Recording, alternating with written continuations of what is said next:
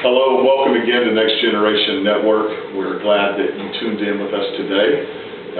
We're excited and privileged to have Brother Dave Johnston here with us. And we're going to be interviewing him today, talking to him. So, Brother Dave, thank you. Thank you, Brother. Welcome to Next Generation. So, why don't you start us out? Tell us a little bit about you, where you're from, kind of what you're doing currently for the Lord. All right. Well, I'm from Canada. I was born in Ottawa, Ontario, and I was raised there until my teenage years. Went to high school, and I had a friend who went to Free Gospel Bible Institute.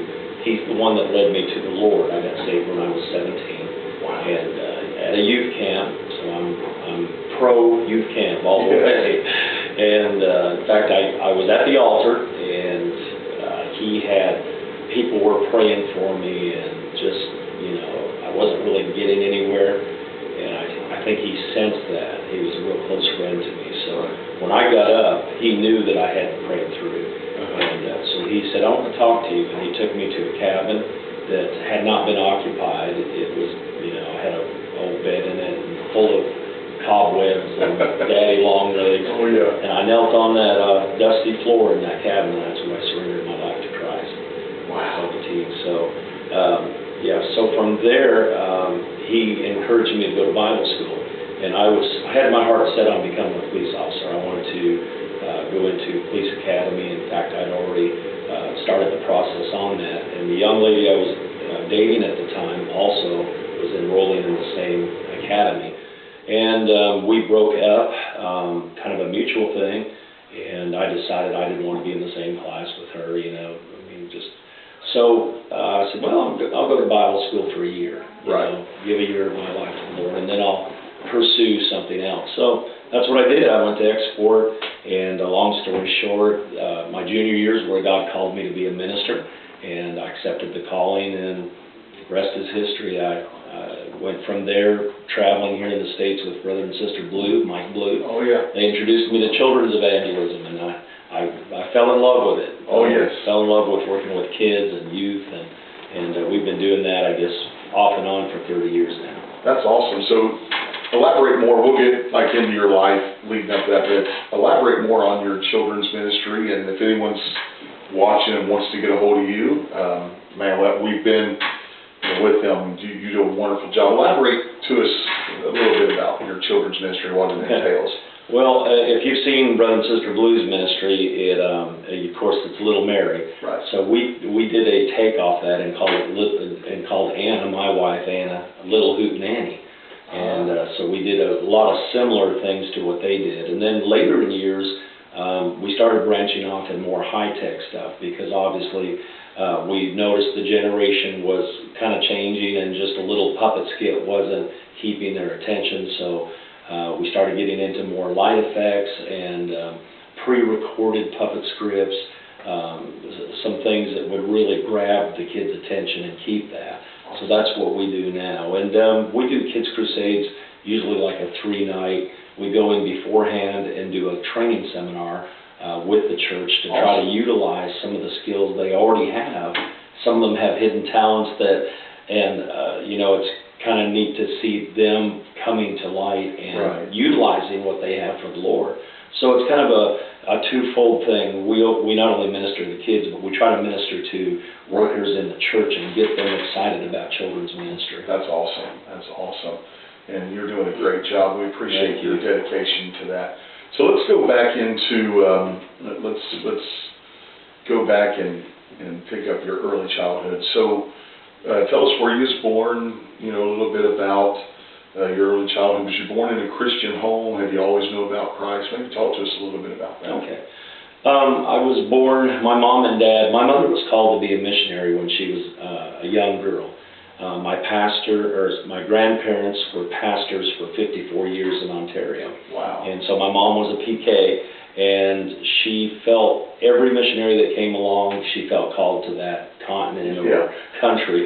And but when she turned 18, she rebelled against her parents, eventually moved out of the home. She discovered my father, married him, and my dad had no desire for mission work. He was been raised on a farm. He didn't really want to get outside of that. So Mom basically missed her calling.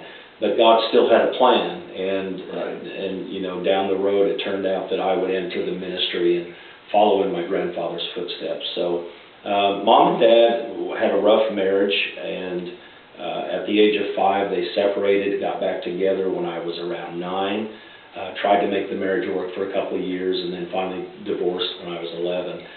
So basically Dad was out of the picture pretty much all of my life growing up. As a result of that, I became a very rebellious teenager, and at the age of 16 I just got my driver's license, and that's when I decided that life wasn't worth living anymore, and pulled my car across the railroad track at 4:30 in the morning, waiting for the train to come. They have commuter trains in Toronto, where I was living at the time, and they ran every 30 minutes. And this is really the miracle, the hand of the Lord, is that from 4:30 till 5, there was no train. No traffic came across the track either. Wow. Nobody could call the police and say, hey, there's a guy on the tracks. There wasn't anything. I laid there in the front seat of that car from 4:30 till 6:30, 2 hours, no train, no traffic, honest. And every 30 minutes it hit around. Yes, and it was supposed to run every 30 minutes. Wow. And I knew that because I lived in that area. And so that in itself was a tremendous miracle. And no traffic too, you know, nobody, I never heard any car, And so, and during that time, I could hear my grandmother, who had helped to raise us, I could hear her say, as I was laying there on the bench seat, it was an old 67 Pontiac, and I was laying there and I could hear my grandmother say, now, sonny boy, Jesus wouldn't like this, eh? You know, and I was always sensitive as a young boy, and I'd always break down crying, I'm so sorry, Grammy, you know, I'm sorry. And she'd say, well, it's Jesus you need to apologize to, eh? Yes. And so I could hear that, you know, the Lord was dealing with me. And finally I got in the seat. I went over to my mother's pastor's house, and I stayed there till 7 o'clock in the morning, hoping to talk to him. No lights ever came on, and finally I went on home and went to bed. Years later, like 15 or 16 years later, I came across this pastor, and he was telling the story during his preaching about one night the Lord woke him up at 4:30 in the morning to pray for somebody. And the more he was telling the story, I was like, that's got to be me, you know. Wow. And so I went to him afterwards and I said, do you know what year this was? And he said, told me the year, and I said, I said, can you pinpoint it down to a month? He said, well, it's been a long time ago, but I think it was, and he mentioned the month, I think it was March. And I said, that was me. And he said, at 7:10, the Lord lifted that burden, and he got up, turned the lights on, and made coffee. Well, I'd left at 7 because no lights had come on, and I just went on home. So God used that pastor. He didn't even know who he's praying for. That's how the mercy of God is. Wow. He's not willing that any should perish, and he was reaching for this Canadian boy who had no purpose in life, who hated people, hated life, hated my family, blamed my dad, and just wanted to end it. And God was merciful. God was merciful.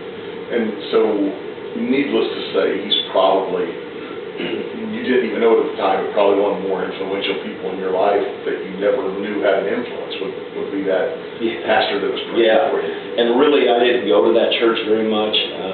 Even after I got saved, it just, that, you know, wasn't, I just didn't go there. But as far as the most influential person in my life, there's two of them. Yes. Early in ministry, of course, was Brother Joey Height, and Brother Height eventually became our pastor for 25 years at West Plains, Missouri, which is Anna's home church. So even though we were pastoring in Arizona at the time, and then later Kansas City, of course, we came home every opportunity we could to be with family, and Brother Hyde always treated us well, and he loved Courtney, her daughter. He always loved everybody's kid. Everybody's kid. So Brother Hyde really treated us just royally, and I was privileged to be there the last week that he was alive, and so in ministry, I would say Brother Hyde's probably the greatest influence in my life. In fact, when I met Anna at Sapulpa, Oklahoma youth camp, love youth camps, I made the mistake of becoming engaged to a young lady. I was leaving export, and I have that senior fever, like there's no other holiness young ladies out there. I better snatch one. It was a mistake, and here I am engaged, and met Ann, and I'm like, you know, it was just like the light came on. And Brother Hyde came up to me, and you know how he's always running, you know. He come up to me and he said, "Now, son, I'll tell you what I'd do if I were you. If I were you, I'd drop you know who, and I'd go after Anna Lou." Well, of course, Anna's middle name's not Lou, but anyways, and Brother Joe, and Brother Mike Blue pretty much said the same thing. If you're wanting someone for ministry, if you're pursuing that and God's called you to that, you really need to reconsider. And that's, you know, I took their advice, and I broke up with this young lady, and sometime later, a short time later, I hooked up with Anna, and we've been married 30 years this June. Wow, and got the one child, right? One child. We did have 4 miscarriages, so we did try to have some more, but, and Courtney is a miracle too in herself. We've been married 6 years, and couldn't have children. At the 4-year interval of our marriage, we finally went and got tested, and this is the miracle of it, that God gave Anna a promise and said, we're going to have a baby. So 2 years later, we went and pastored Arizona. We were there 1 month, and Anna got violently sick, and finally took her to ER, and they ran all the tests, and the doctor said, well, she's got this and this, but she's also pregnant. And I was like, pregnant? You mean we're going to have a baby? Wow. Like, yeah, that's usually what that means. So, so that was a miracle. God gave us a beautiful young lady, a beautiful baby girl, and grew up to be a beautiful young lady. And she travels with us now. We itinerate and evangelize full time. And she's a very, very integral part of our ministry. Courtney is a jewel. She's 23 years old. Oh, yeah. And so, in speaking of that, I appreciate you opening it up. I've been there, and a lot of our viewers have, with the loss of a child. There's, you know, even with miscarriage, sometimes we don't consider it a loss, but it's a huge loss, and it's something that never leaves us. And I know that you had to be praising God when Courtney come along, and what a miracle that it was. And I've been around you and your family and her. She's just a wonderful young woman, your wife. So you've been blessed with a great family. You really have. Can you talk to us a little bit about some of the hard things that you've been through in life? We'll get through to some of your victories here in a moment, but our viewers that are watching, we don't know who it may be. Maybe years down the road, somebody sat at home and they stumble across this video.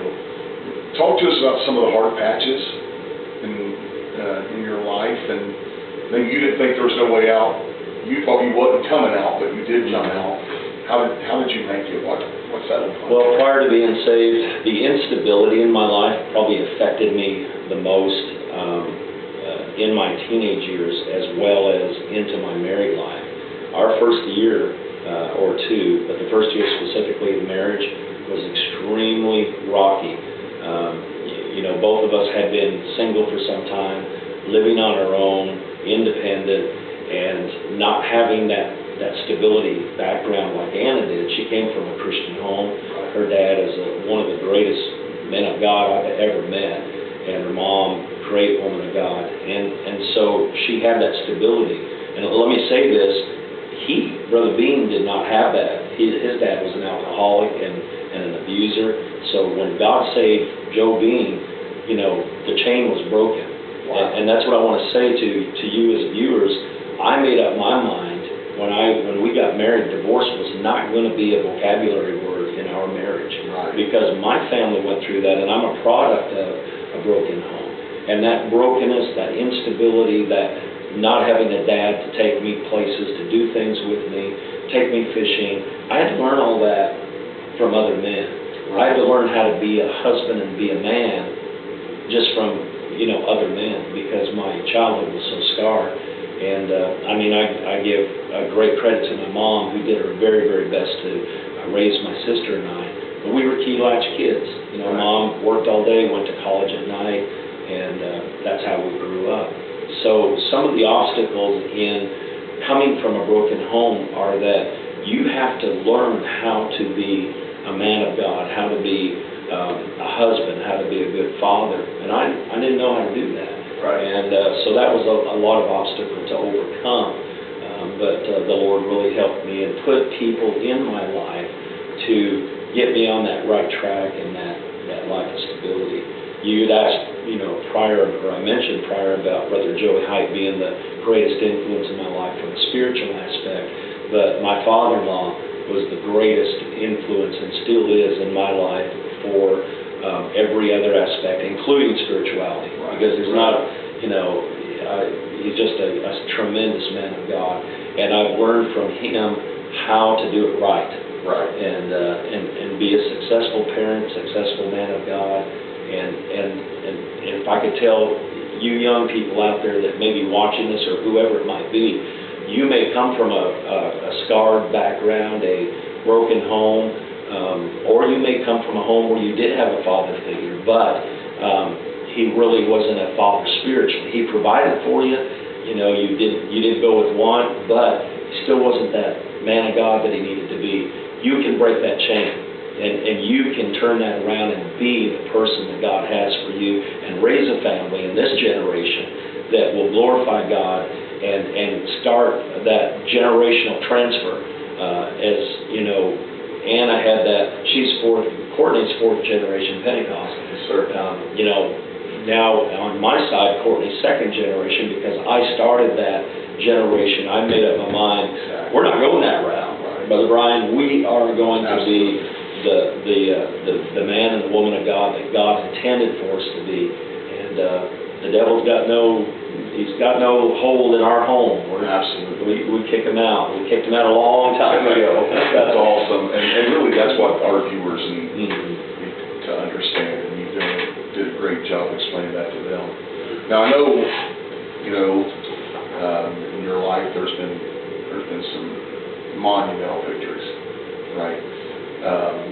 Things that that without the hand of God, it couldn't happen. Talk to us about some of the victories you've had. Maybe some miracles, some blessings, God's provision. Okay. I never dreamed that I would become a pastor, and I love doing youth pastor work.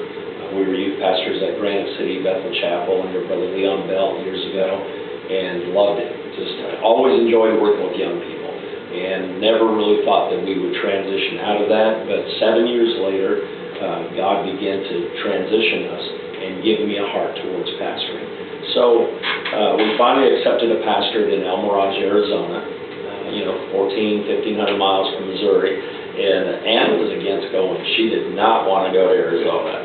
And we'd always prayed about everything together, The decisions we made, we always made together, even buying a vehicle, and she said, I don't feel it's God's will. And I'm like, I do feel like it's God's will. This is what we need to do. And at our wedding, we sang together, whither thou goest, I will go, and whither I lodge, I will lodge. So, I reminded her of that. And so she said, okay, I'll go, but I don't want to. Anyway, so it was Thanksgiving time, and I packed the truck, put our little trailer on the back. I had an old motorcycle, and I headed out to Phoenix. And I was in the Ryder truck, and I was going through Albuquerque. And if you've ever been out there, it's a big valley, and you go down I-40 down into Albuquerque and come up the other side. And when I was coming up the other side, and I've already been on the road 12 hours, the devil just bombarded me with thoughts of, you're making the biggest mistake you ever made. This is crazy. And I pulled the truck over to the side of the road, and I pulled the emergency brake, and I'm sitting there, and I said, God, well, let me back up. I got over to the passenger side of the truck. This is when I was quite a bit thinner. And I got down on the floorboard and used the bench for my prayer, place. And I started praying, and I said, God, I know that you spoke to me about taking this pastor, but I need to hear from you right now. I need a confirmation, because I'm not too big or too man enough to turn this truck around and say I made a mistake and go back home and just, stay.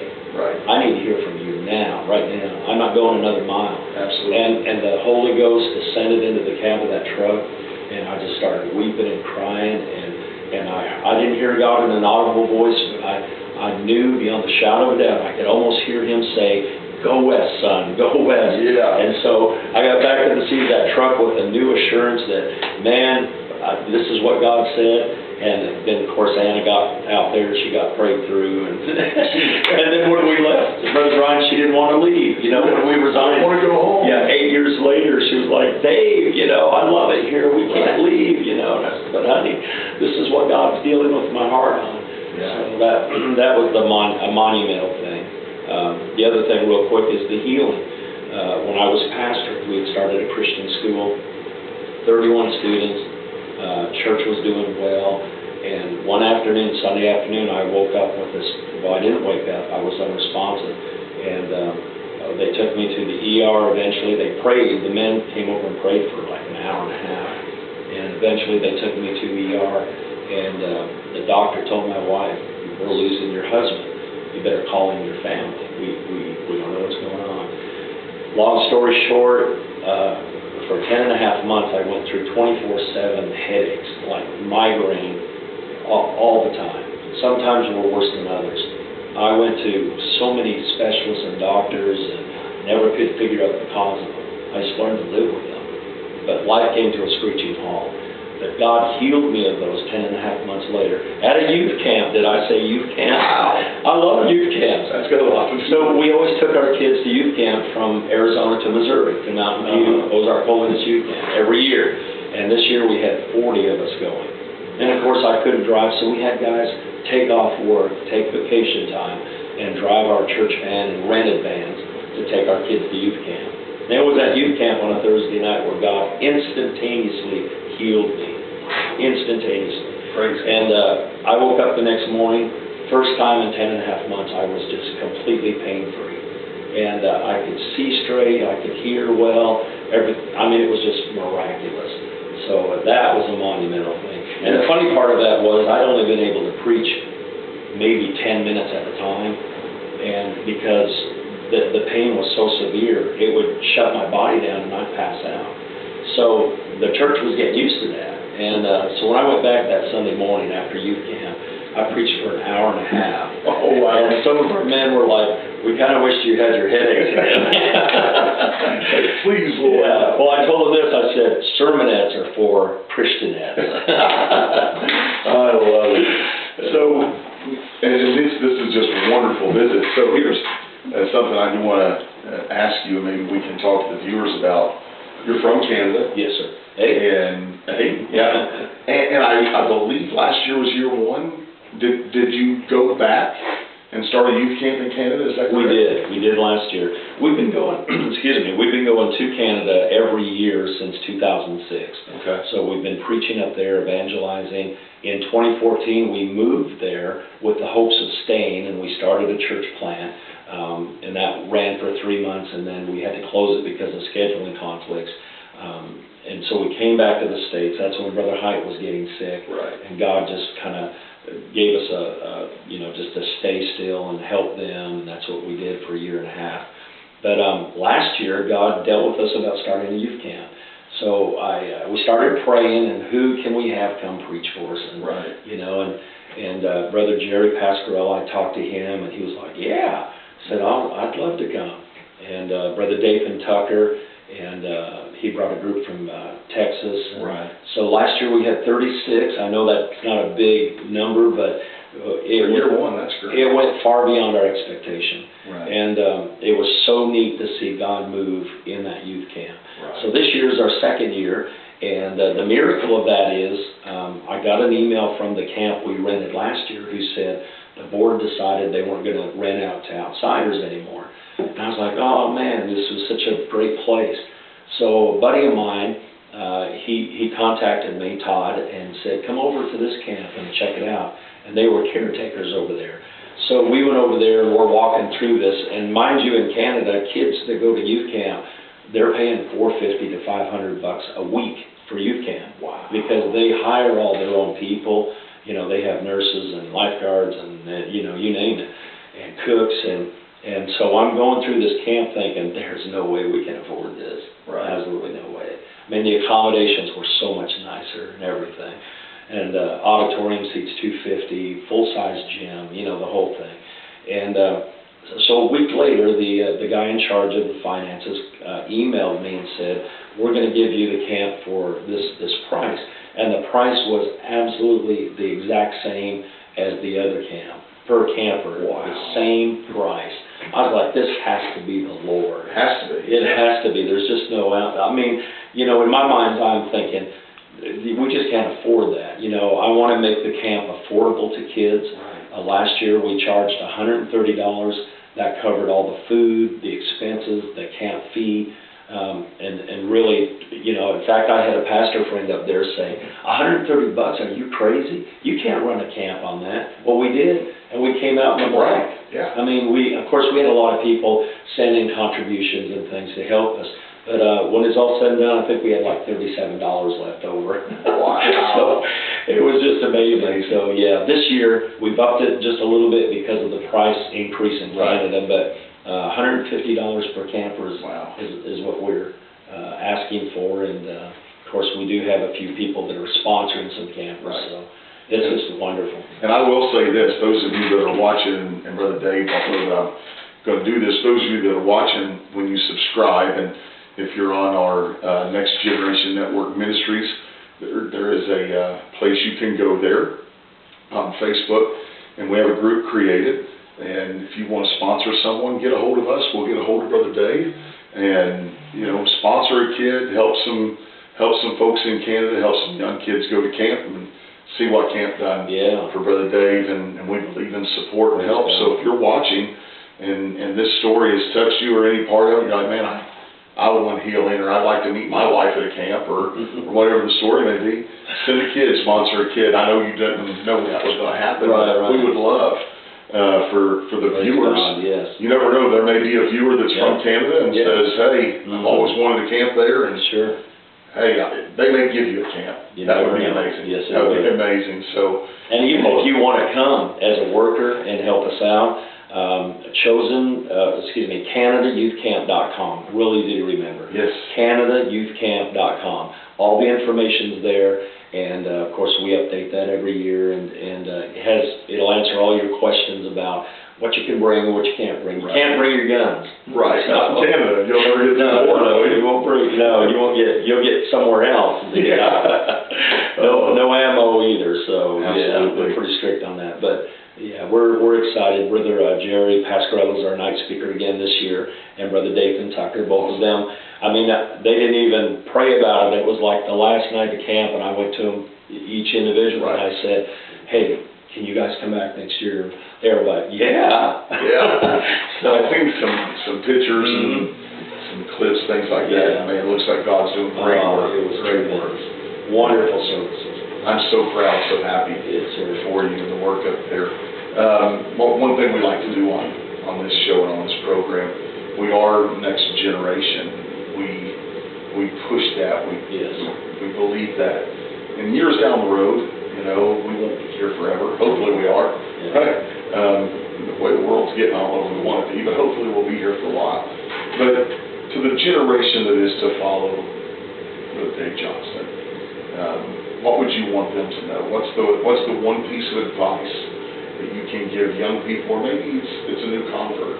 What's the next piece? What's the piece of advice you give the next generation? You need to get involved in ministry now. Don't wait until you think you're ready.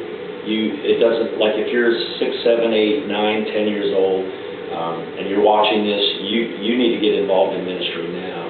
And that's where we need to be training these kids. We need to train them to run the sound system.